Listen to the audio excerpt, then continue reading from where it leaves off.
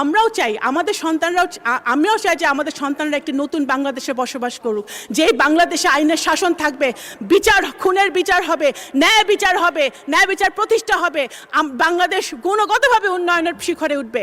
সেটা ইনশাল্লাহ আমরা যদি ঐক্যবদ্ধ থাকি, কাদা ছড়াছড়ি না করি, আমাদের এই পার্লামেন্ট থেকে ইনশাল্লাহ সূচনা হবে ইনশাল্লাহ। আসসালামু আলাইকুম। ধন্যবাদ মাননীয় স্পিকার।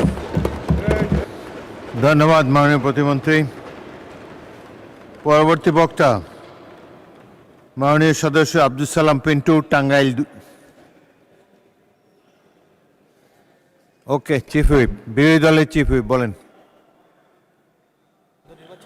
মাননীয় স্পিকার, আপনাকে ধন্যবাদ। আমি একটু ব্যক্তিগত কৈফিয়তের জায়গা থেকে কথা বলতে চাচ্ছিলাম।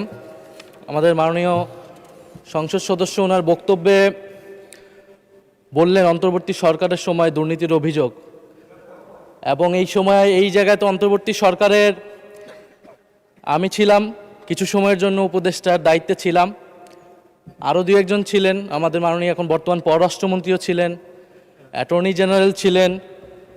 তো আমি তো নির্বাচনের বহু আগেই পদত্যাগ করে চলে এসেছি। এখন দুর্নীতির অভিযোগ যদি উনি বললেন, ওনারাই সরকারে আছেন, ওনাদেরকে এটা প্রমাণ করতে হবে।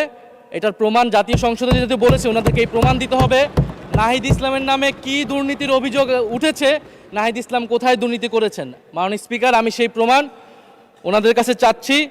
আরেকটি বিষয় মাননীয় স্পিকার, আপনার দৃষ্টি আকর্ষণ করছি, এখানে সবাই জনগণের ভোটেই নির্বাচিত হয়ে এসেছেন, সবাই নির্বাচিত প্রতিনিধি। হ্যাঁ, আমার বয়স 28, আজকে আমার জন্মদিন,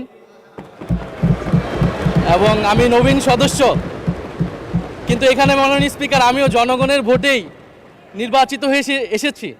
কারো ছোট ভাই হিসেবে আমি এখানে আসিনি। ফলে সবাই মাননীয় সংসদ সদস্য হিসেবে সবাই যে সম্মান মর্যাদা প্রত্যাশা করে, সবাই যেটা পায়, আমরাও কিন্তু সে একই জিনিস প্রত্যাশা করি। ধন্যবাদ। এটি আপনি মাননীয় স্পিকার দেখবেন। আপনার ধন্যবাদ।